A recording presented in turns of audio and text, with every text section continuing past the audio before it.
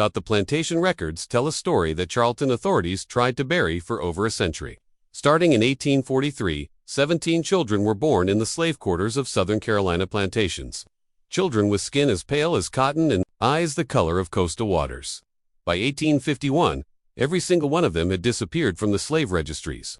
No death certificates, no sale records, no trace. What the official documents don't mention is far more disturbing. These children weren't freed and they weren't killed. They were transformed, given new names, new histories, new families, and sold into white society for prices that would make a plantation owner's annual profit look modest. The transactions were handled by men whose names still appear on courthouse walls and street signs across South Carolina, and the process that made it possible involved a network so carefully constructed that families on both sides, black and white, kept the secret for generations, knowing that one word could destroy everything. Before we continue with the story of Fair Hope Plantation and the children who vanished from its quarters, take a moment to subscribe to this channel. We bring you the darkest corners of American history. Stories that were deliberately forgotten. Stories that challenge everything we thought we knew. And after you hear what happened in the Carolina Lowcountry, leave a comment telling us what state or city you're listening from. Are there secrets buried in your hometown, too? The truth of what happened begins not with the children themselves, but with the silence that surrounded them from the moment they drew their first breath.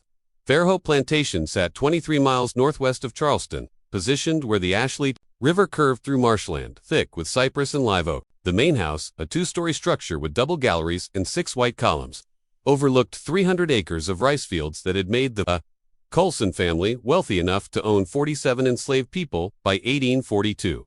The plantation had operated for 61 years without incident, known throughout the region for its efficient production and, according to whispered conversations in Charleston drawing rooms, for the discretion of its master. Thomas Coulson had inherited Fair Hope at age 29 when his father died of yellow fever. Unlike many plantation owners who preferred to live in Charleston and visit their properties only during planting and harvest, Thomas resided at Fair Hope year-round. His wife had died giving birth to their only child, a daughter named Margaret, who was sent to live with relatives in Virginia when she was 7. Thomas never remembered. Neighbors considered him melancholic but fair, a man who kept to himself, and ran his plantation with quiet efficiency. His overseer, a man named Duncan Hayes, had worked at Fair Hope for 18 years and shared his employer's preference for order over brutality. Not out of kindness, but because a stable workforce produced better yields. The slave quarters at Fair Hope consisted of 14 cabins, arranged in 2 facing rows, each structure housing between 3 and 5 people, depending on family size. The cabins were built of tabby, a mixture of oyster shells, lime, sand, and water that kept them cool in summer and relatively warm in winter. The quarters were cleaner than most, another mark of Thomas Coulson's obsession with efficiency. Sickness meant lost labor, so rations were adequate, and living conditions were maintained just above the level of misery. Among the enslaved community, there lived a woman named Raina, 24 years old, in the summer of 1843. Who worked in the main house as a seamstress and occasional personal servant when guests visited. She had been born at Fair Hope, as had her mother and grandmother before her. Repossessed what was often called good features in the coded language of the time. Lighter skin than many of the field workers, hazel eyes and hair that fell in loose waves rather than tight curls. Her grandmother had been purchased from a family in Barbados, bringing with her a mixed heritage that had been passed down through 3 generations. Reed could read, taught in secret by an elderly white woman who had briefly worked as a tutor at Fair Hope before her death, though she kept this skill carefully hidden, knowing the danger it represented. In the spring of 1843, Raina became pregnant. She never spoke about the father, not to her mother, not to the other women in the quarters, not even to Ruth, who had been her closest friend since childhood. When asked, she would turn away and continue whatever task occupied her hands. The other enslaved women understood what her silence meant. They had seen it before. That particular shame mixed with rage that came from violations that couldn't be discussed because there was no justice available, no authority to appeal to, no way to name what had happened without making everything worse. Thomas Coulson made no acknowledgement of Raina's condition. She continued working in the main house until her 7th month, when Duncan Hayes reassigned her to lighter tasks in the quarters. The pregnancy proceeded normally, and in December 1843, Raina gave birth to a daughter. The midwife who attended the birth, a woman named Diana, who had delivered 43 children at Fair Hope over the course of 20 years, later told her husband that she had nearly cried out when she first saw the infant. The child's skin was pale, not the light brown of a mixed-race baby, but pale enough to be mistaken for white in certain light. Her eyes, when they opened 2 days later, were distinctly blue. Raina named her daughter Lily, and for the first 3 months of the child's life, she kept her hidden as much as possible, claiming the baby was sickly and needed to stay indoors. But secrets were impossible to maintain in the close confines of the quarters, and word spread quickly about Lily's unusual appearance. The other enslaved people reacted with a mixture of fascination and fear. Some of the older women whispered that the child was marked, that she would bring trouble. Others saw in Lily's features a stark reminder of the violence and coercion that had shaped their lives for generations. Thomas Coulson first saw Lily in March 1844, when Raina brought the infant to the main house because she had no one to mind the child during the day. He studied the baby for a long moment, his face revealing nothing, then told Raina to continue her work. He said nothing about Lily's appearance. He asked no questions. That night, he sent for Duncan Hayes, and the two men met in Thomas's study until well past midnight. 3 weeks later, a man arrived at Fair Hope Plantation who introduced himself as Samuel Porter, a textile merchant from Columbia. He spent 2 days at the plantation, ostensibly discussing business with Thomas Coulson, though no shipments of fabric arrived and no orders were placed. Samuel Porter was seen walking through the quarters one morning, accompanied by Duncan Hayes, nodding and taking notes in a small leather journal. He looked at the children, all of them, with an attention that made their mothers uneasy. Before he left, Samuel Porter spent an hour alone with Thomas Coulson in the study. When he departed, he carried with him a sealed envelope and a promise that they would correspond regularly. Lily was 6 months old when she disappeared. It happened in June 1844 during a stretch of weather so hot and still that even the insects seemed to move slowly through the thick air. Raina had risen before dawn, as she always did, to feed Lily before beginning her work in the main house. She nursed the baby, changed her clothes, and laid her in the wooden cradle that had been used for 3 generations of enslaved children. Ruth had promised to check on Lily throughout the day, as she often did when Raina was working. At mid-morning, Ruth went to Raina's cabin to find it empty. The cradle was there, the blankets still warm, but Lily was gone. Ruth checked with the other women, thinking perhaps someone had taken the baby outside for air, but no one had seen her. A cold panic began to spread through the quarters, the kind of fear that came not from mystery, but from terrible understanding. Ruth ran to the main house and found Raina in the sewing room. The word spilled out. Lily was gone. The cabin was empty. No one had seen anything. Ree dropped the shirt she had been mending and ran, her heart pounding so hard she thought it would break through her chest. By the time she reached the quarters, 7 women were searching, calling Lily's name, checking every cabin, every shed, every shadowed space where an infant might have been placed.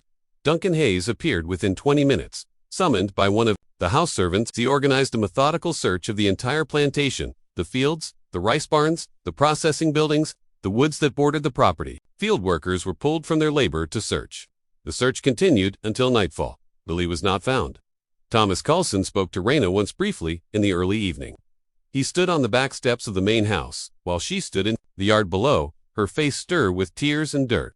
He told her that every effort was being made to find the child. He suggested that perhaps an animal had gotten into the cabin.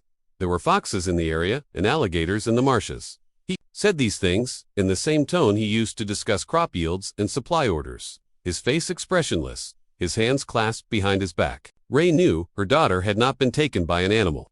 There were no signs of struggle, no blood, no torn fabric. Lily had been lifted from her cradle and carried away by human hands. And Raina knew with a certainty that lived somewhere beneath conscious thought that those hands had been directed by Thomas Coulson. She said nothing. What could she say? Who would she tell? What authority would care about an enslaved woman's missing child? So she stood in the yard and listened to Thomas Coulson's hollow assurances, and when he dismissed her, she walked back to her cabin and closed the door. For 3 days, Raina barely moved. She lay on her narrow bed and stared at the empty cradle, her body still producing milk that had nowhere to go, her arms aching with emptiness. The other women brought her food she didn't eat and water she barely drank. They sat with her in silence because there were no words for this particular grief. On the 4th day, Raina rose before dawn, washed herself in cold water from the barrel outside her cabin, and returned to work in the main house. Duncan Hayes, surprised to see her, asked if she was fit for labor. She told him she was. She picked up her needle and thread and began mending a torn seam in one of Thomas Coulson's shirts, her hands moving with mechanical precision. She never spoke Lily's name again. Not to Ruth, not to her mother, not even to herself in the privacy of her thoughts. It was as if the child had been erased, not just from the plantation, but from existence itself. But Lily had not been erased. She had been transformed. 200 meters away, In a well-appointed home on a Tryon Street in Columbia, a woman named Charlotte Brennan welcomed a new addition to her family. Charlotte and her husband Robert, a lawyer who specialized in property disputes, had been unable to have children, a source of quiet sorrow in their tenured marriage. They had explored various options, including adoption, but the legal complexities and social stigma had proven difficult to navigate. Then Samuel Porter, Robert's cousin and business associate, had approached them with an unusual proposition. He knew of a child, an infant girl recently orphaned, who needed a home. The circumstances were delicate, Samuel explained, and required absolute discretion. The child's parentage was complicated, but she was healthy, beautiful, and available. For a price that would cover all legal arrangements and ensure complete confidentiality, Charlotte and Robert asked few questions. The social world they inhabited was built on carefully maintained fictions, and they understood how to accept a convenient story without examining its foundations too closely. They agreed to Samuel's terms, and 3 weeks later, a carriage arrived at their home carrying a 6-month-old girl with pale skin and blue eyes. They named her Sarah, claimed she was the orphaned daughter of Robert's late brother from a marriage that had been kept private due to family complications, and registered her birth with a date and location that had been carefully falsified. A sympathetic clerk in the records office, compensated generously for his cooperation, filed the documents without question. Sarah Brennan became, in every legal and social sense, a white child born to a white family. The transaction that had made this possible was never recorded in any official document. The money that had changed hands left no paper trail, and Lily, the enslaved infant who had been born to Raina in the quarters of Fair Hope Plantation, ceased to exist in any record that could be traced. She was the first, but she would not be the last. Over the next 7 years, 16 more children were born in the slave quarters of 5 different plantations. Scattered across the South Carolina Lowcountry, the plantations were not neighbors. They ranged from Beaufort County to Georgetown, distances of 60 miles or more between them, but they shared certain characteristics. Each was prosperous and well established.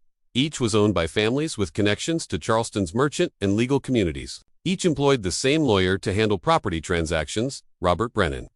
The children, like Lily, were born with skin pale enough to pass for white and eyes that ranged from blue to green to hazel.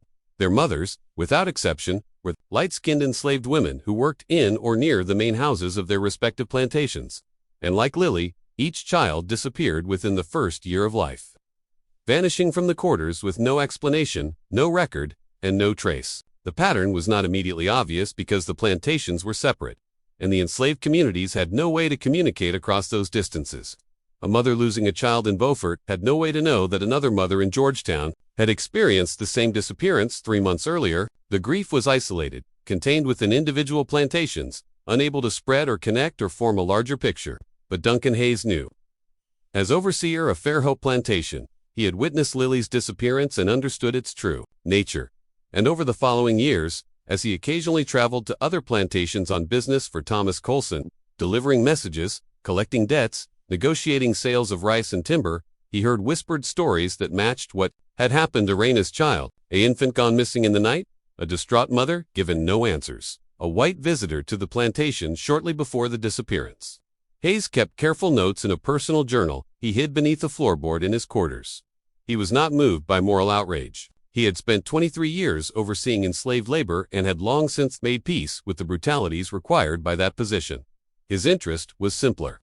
He believed he was witnessing something unprecedented, and his instinct for self told him that documenting it might someday prove valuable. By 1849, his journal contained descriptions of 9 disappearances, including dates, plantation names, and physical descriptions of the missing children.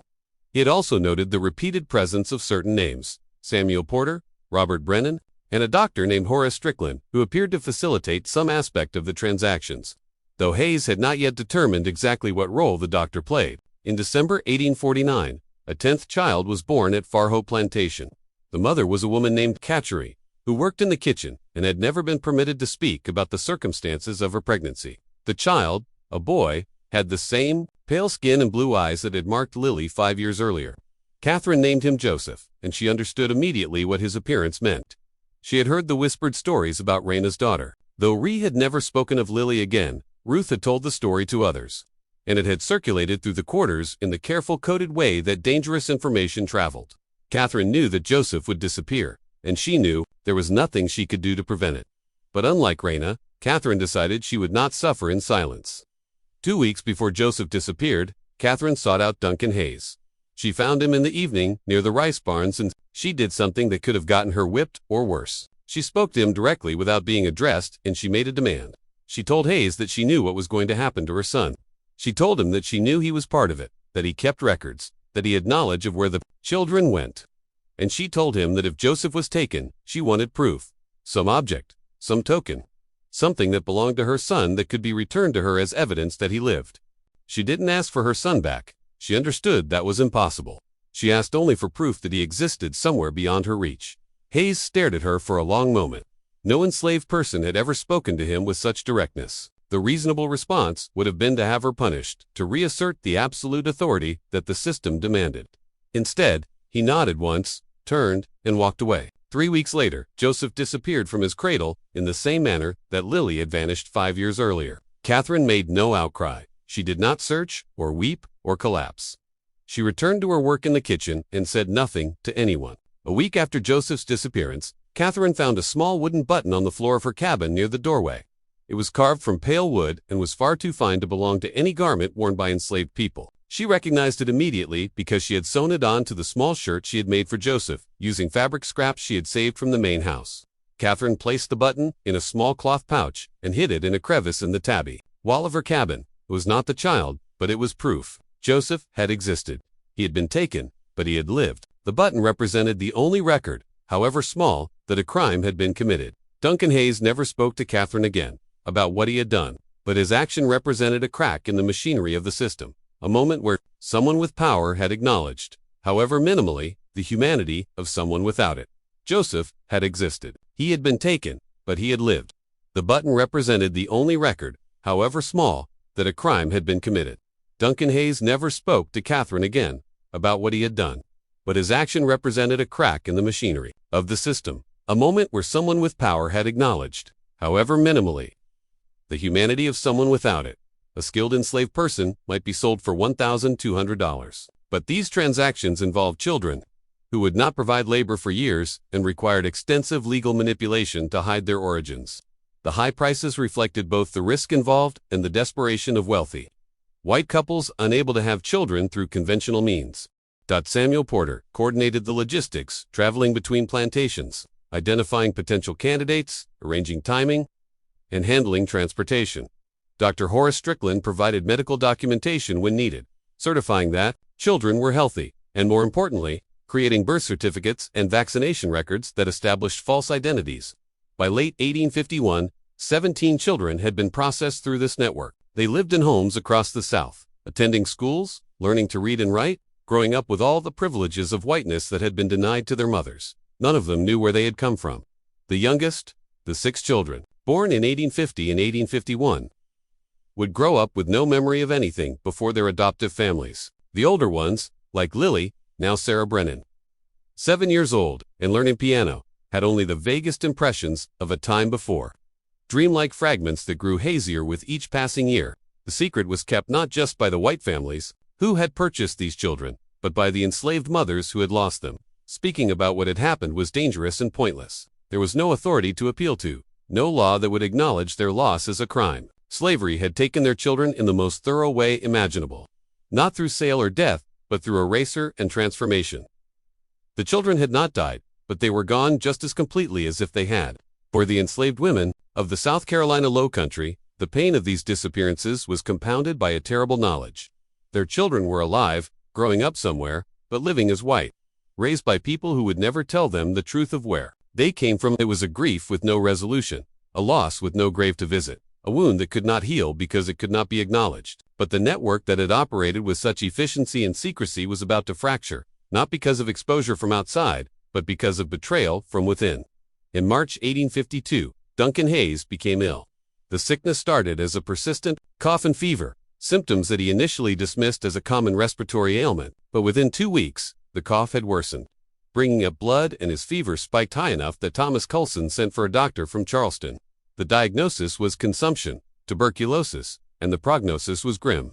Hayes spent the next 3 months confined to his quarters, his body deteriorating steadily. Thomas Coulson hired a temporary overseer to manage the plantation, a man named Walter Griffin, who had no knowledge of the child trafficking network and was kept deliberately uninformed. By June, it was clear that Hayes would not recover. He could barely speak above a whisper, and his weight had dropped to the point that his clothes hung loosely on his frame. In late June, Hayes asked to speak privately with Thomas Coulson. When Thomas arrived at the quarters, he found Hayes sitting up in bed, his breathing labored, but his eyes alert. Hayes gestured toward the loose floorboard where he had hidden his journal and told Thomas to retrieve it. Thomas read the journal that night in his study, working through Hayes's cramped handwriting by lamplight. What he found confirmed his worst fears. Hayes had documented every child's disappearance in detail, including dates, names of mothers, physical descriptions of children, and most damning, references to Samuel Porter, Robert Brennan, and Dr. Strickland. Hayes had also noted approximate amounts of money involved in several transactions based on overhead conversations. The journal was not a complete record of the network. Hayes had not witnessed all 17 transactions and had limited knowledge of the receiving families, but it contained enough specific information to be catastrophically dangerous. If it fell into the wrong hands, if an abolitionist newspaper got hold of it, if a federal investigator looking into illegal slave trading discovered it, the consequences would extend far beyond Thomas Coulson. This was not just violation of moral codes that many white Southerners were willing to overlook. It was fraud, falsification of legal documents, and a conspiracy that implicated some of South Carolina's most prominent families. Thomas asked Hayes why he had kept such records. Hayes, his voice barely audible, told him that he had not decided whether to use the journal as insurance or leverage, only that he had wanted proof of something extraordinary. He had spent his life enforcing a brutal system and had thought himself beyond surprise. But the child trafficking had revealed new depths of what people would do when they had absolute power over others. He had wanted a record of that. He had wanted someone to know. Now facing death, Hayes offered Thomas a deal. Thomas could have the journal on one condition. He would deliver a sealed letter to Catherine, the mother whose son Joseph had been taken. Hayes would not tell Thomas what the letter contained, but he promised it would not threaten the network or expose the conspiracy. It was, he said, a personal matter. Thomas agreed, though he had no intention of honoring the promise. He took the journal and burned it that night, watching as the pages curled and blackened in his study fireplace. The smoke smelled acrid chemical from the ink, and he kept the windows closed despite the heat to ensure that no fragment of paper could escape and float where someone might find it. Duncan Hayes died 3 days later, on July 4, 1852. He was buried in a small cemetery on the plantation grounds, his grave marked with a simple stone that gave his name and dates. No service was held. Thomas Coulson attended the burial but spoke no words over the grave. The letter Hayes had written to Catherine remained sealed in Thomas's desk drawer for 2 weeks. He considered burning it as he had burned the journal, but curiosity prevented him. Finally, one evening, when the house was quiet, he broke the seal and read what Hayes had written. The letter contained an address in Columbia, 134 Westfield Avenue, and a name, Sarah Brennan. Below that, Hayes had written a single line. "Your daughter lives. The button I returned to you came from her clothing." Thomas read the letter 3 times, his stomach tightening with each pass. Hayes had somehow discovered where Lily had been. Pleased, the information could only have come from Samuel Porter or Robert Brennan, which meant that the network had been compromised. That information had leaked or been sold. And Hayes, in his final act, had chosen to arm an enslaved mother with knowledge that could unravel everything. Thomas burned the letter as he had burned the journal, but he understood that destroying the paper did not eliminate the knowledge. Hayes might have told Catherine already. He might have told others. The information existed now in human memory, where it could spread and replicate beyond control. Thomas considered his options carefully. He could have Catherine sold immediately, sending her far from South Carolina, dispersing the threat before it could materialize. But such an action would draw attention, would raise questions among the other enslaved people at Fair Hope, who would wonder why Catherine specifically had been targeted. It would also alert Samuel Porter and Robert Brennan that something had gone wrong, potentially triggering panic and rash decisions within the network. He decided instead to watch Catherine closely and wait. If she made any move toward Columbia, if she tried to communicate with anyone beyond the plantation, he would act. Until then, he would maintain normal operations and hope that an enslaved woman's powerlessness would contain the threat. What Thomas did not know, what he could not have known, was that Catherine already possessed all the information in Hayes's letter. Hayes had spoken to her twice before his death during moments when Thomas had been away from the plantation on business. He had told her where Lily had been taken, and more importantly, he had told her how the entire network operated, the plantations involved, the names of the white men coordinating the transactions, the approximate locations where other children had been placed. Hayes had shared this information for reasons he himself did not fully understand. Perhaps it was guilt finally asserting itself as death approached. Perhaps it was a desire to create chaos in a system he had spent his life enforcing. Perhaps it was simple spite against the wealthy men who had profited while he had taken risks for a modest salary. Whatever the motivation, Hayes had given Catherine something extraordinary: knowledge. Catherine did nothing with this knowledge immediately. She understood that any direct action would result in her death or sale. She could not travel to Colombia. She could not write letters. She could not approach authorities. The system that had taken her son had also ensured that she had no means of fighting back. But Catherine did something that would prove far more dangerous to the network than any immediate action. She told the other mothers. One by one, carefully and in absolute secrecy, she shared what Hayes had revealed. Raina learned that her daughter Lily lived in Colombia under the name Sarah Brennan. A woman named Hannah learned that her son lived in Charleston, renamed Michael Garrison. Another woman, Clara, learned that her daughter had been taken to Savannah, Georgia, and now went by Anna Whitfield. The mothers could not reclaim their children. They could not reveal the truth. But they possessed the knowledge, and they passed it to each other like precious contraband, creating a counter-archive to replace the journal that Thomas Coulson had burned. Each woman memorized names and addresses. They repeated them silently, rehearsed them in their minds, ensured that the information would not be lost. This archive had no purpose beyond its own preservation. The mothers had no illusions about justice or reunion. But the knowledge itself became a form of resistance, proof that their children had existed, that crimes had been committed, that history would not be entirely controlled by those with the power to write official records. In August 1852, the network ceased operations. Samuel Porter sent word to the 5 plantation owners involved that all activities should be suspended indefinitely. Duncan Hayes's death had created uncertainty, and there were rumors, vague, unsubstantiated, that information had been leaked. The risk was too high to continue. The white families who had received children were instructed to maintain their stories and avoid any communication with the others. The conspiracy entered a phase of protective silence. Robert Brennan, perhaps, feeling the weight of accumulated guilt, or perhaps simply recognizing the legal jeopardy he had placed himself in, made one final gesture. Through Samuel Porter, he sent a message to Thomas Coulson and the other plantation owners. If any of the enslaved mothers involved were found attempting to communicate about the children, they should be sold immediately, but not harmed. The violence that had characterized so much of the institution of slavery should not extend to these particular women. Brennan argued, because brutality would only increase the chances of exposure if anyone bore witness and chose to speak. It was not mercy, but pragmatism, and it was ignored by at least one plantation owner who decided that risk management required more permanent solutions. In October 1852, a woman named Hannah disappeared from Elmwood Plantation near Georgetown. She had been one of the mothers Catherine had told about the network, and she had made the mistake of asking too many questions about travel, passes, and the roads to Charleston. The overseer reported her as a runaway, and a search party spent 3 days looking for her in the surrounding forests and swamps. She was never found. The other mothers understood what Hannah's disappearance meant. Someone had been watching. Someone knew that information had spread, and someone had decided to act. The fragile safety of silence was breaking down.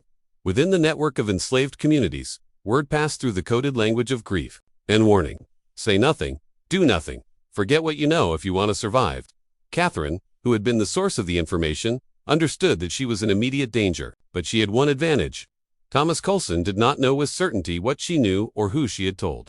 His surveillance of her had revealed nothing incriminating because Catherine had been extraordinarily careful. Sharing information only, in whispered conversations, during moments when no overseer or white person was within hearing. In November 1852, 3 months after the network's operations were suspended, Robert Brennan received a letter that made his blood cold.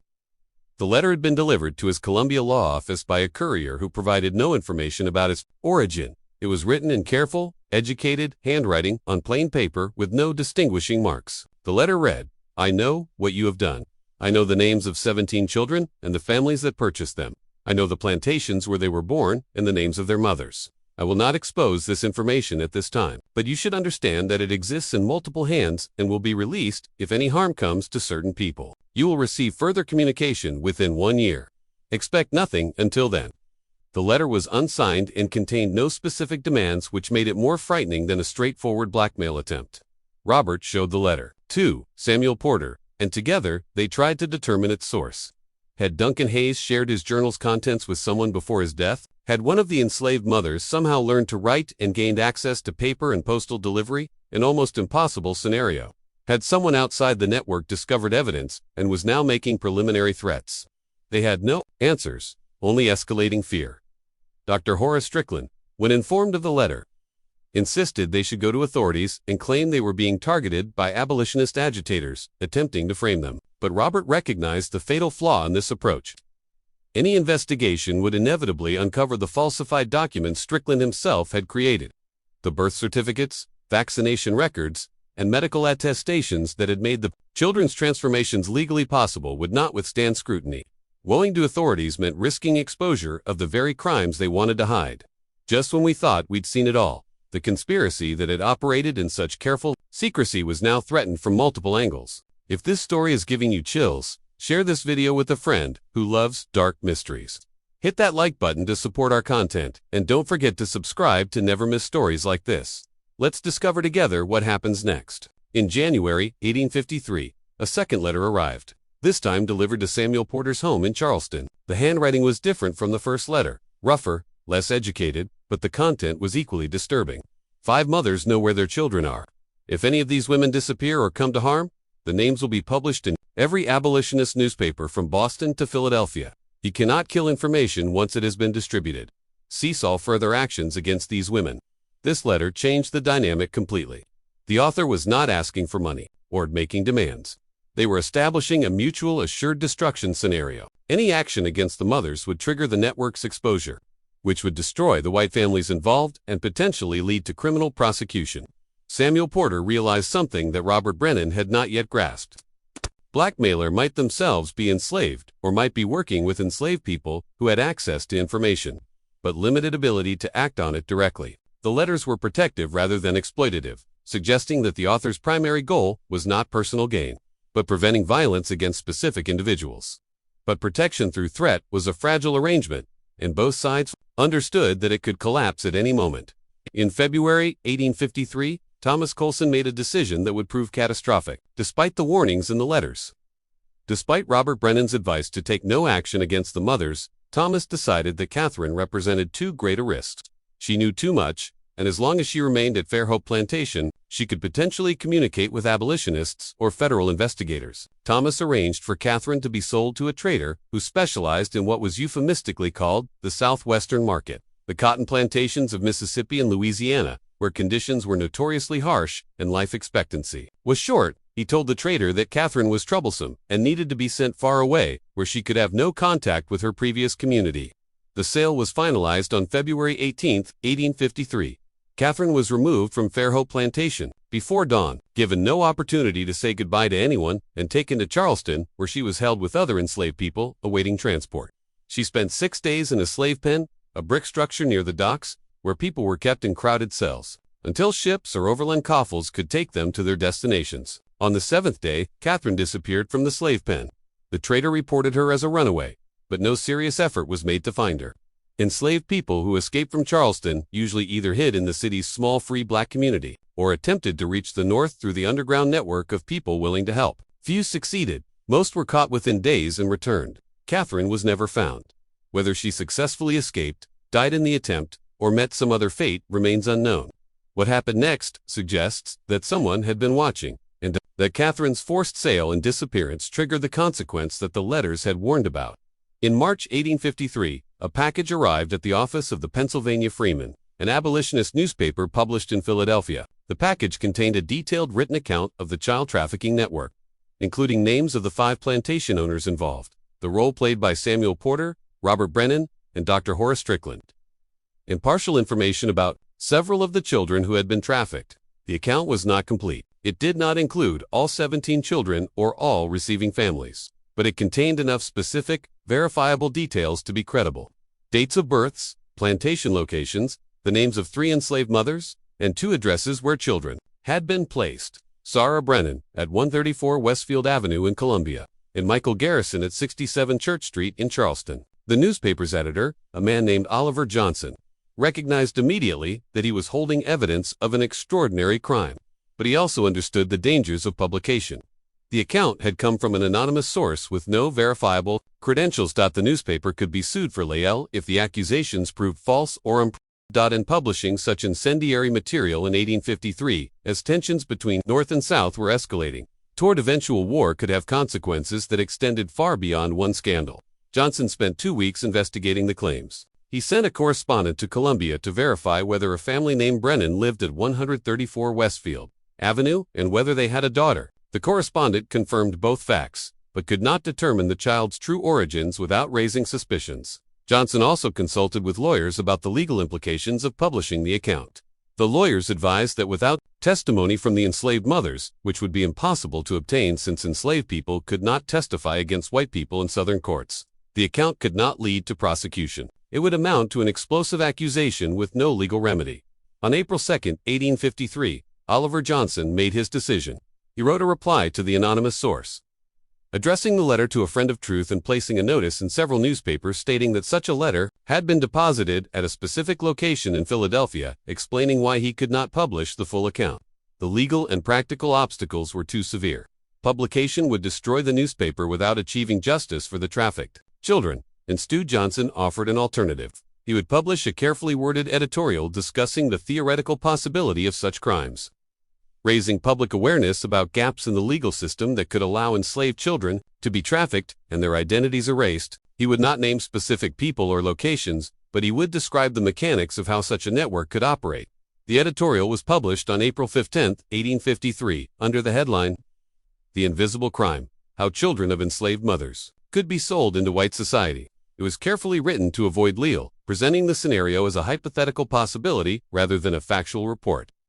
The editorial generated some discussion in abolitionist circles, but was largely ignored by mainstream newspapers and had no practical impact on the families involved. For Robert Brennan, Samuel Porter, and the others involved in the network, the editorial was both a relief and a source of ongoing anxiety. They had escaped direct exposure, but the knowledge that detailed information about their actions existed somewhere beyond their control meant they could never feel entirely safe. The truth of what happened to the 17 children would remain hidden for over a century, buried in silence and protected by the destruction of records. But the story did not end in 1853. It continued through the lives of the children who had been trafficked, none of whom would ever learn where they came from. Sarah Brennan, born as Lily to Raina at Fair Hope Plantation, grew up believing she was the orphan daughter of Robert Brennan's late brother. She attended school, learned piano and French, and eventually married a merchant from Greenville in 1862, just after the Civil War began. She had 3 children of her own, all of whom were raised as white, and she died in 1903 at the age of 59, never knowing that her mother had been an enslaved woman who had spent her entire life grieving a loss she could never name. Michael Garrison, born to Hannah at Elmwood Plantation, became a bank clerk in Charleston and later served briefly in the Confederate Army before deserting in 1864. He married twice, fathered 4 children, and died of pneumonia in 1891. His obituary in the Charleston newspaper described him as a respected member of the community and made no mention of anything unusual about his origins. Of the 17 children, 15 grew to adulthood. 2 died in childhood of illnesses unrelated to their trafficking. All 15 who survived married and had families of their own. None ever discovered their true origins. The mothers who had known where their children were placed carried that knowledge until their deaths. Raina died at Fair Hope Plantation in 1867, 2 years after emancipation. Having never attempted to travel to Columbia to see the daughter who would not have recognized her, she was buried in an unmarked grave near the former slave quarters, her name recorded in no official document. Ruth, who had been Raina's friend, lived until 1889. In the years after emancipation, she learned to write and eventually recorded some of what she knew in a small notebook that was discovered by her great-granddaughter. In 1956, the notebook contained fragmentary accounts of several enslaved women's experiences, including a passage about children taken and made white. The great-granddaughter, not understanding the significance of what she had found, donated the notebook to a local historical society where it was archived and largely forgotten. In 1978, a graduate student researching post-Civil War communities in South Carolina came across Ruth's notebook in the Historical Society's collection. The student, a woman named Dr. Elaine Morrison, recognized the significance of the passages about the children and began a research project that would consume the next 12 years of her life. Dr. Morrison tracked down property records, birth certificates, and family genealogies across South Carolina and Georgia. She cross-referenced dates and locations, trying to confirm whether Ruth's account was accurate or apocryphal. What she discovered was both more and less than she had hoped for. She found evidence that at least 7 children with unusually light skin had been born to enslaved women on various low-country plantations between 1843 and 1851.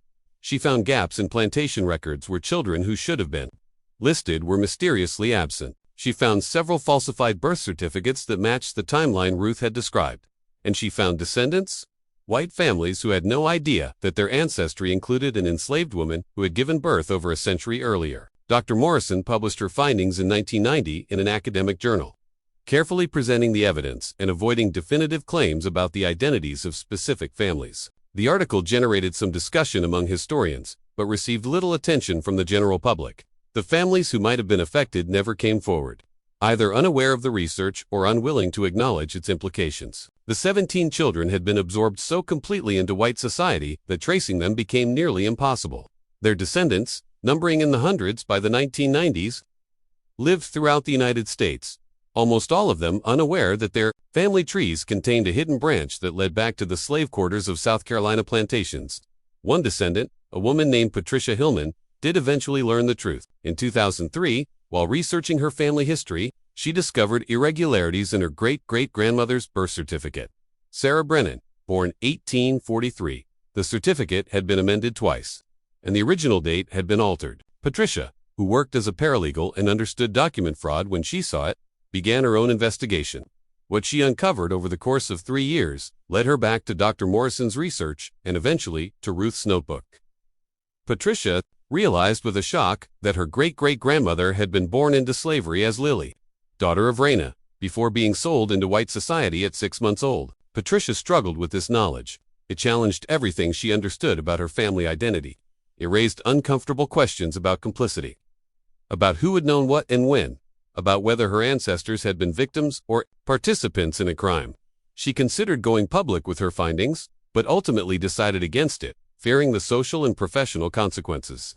She did, however, do one thing. She visited the site of Fair Hope Plantation, which had been abandoned in the early 1900s and was now overgrown with kudzu and pine trees. She walked through what had been the quarters, finding only scattered tabby stones and broken fragments of pottery, and she stood where her great-great-grandmother Irie had once lived, trying to imagine what it had been like to lose a child. In such a complete and irrevocable way, Patricia left a small bouquet of wildflowers at the site and drove back to Columbia.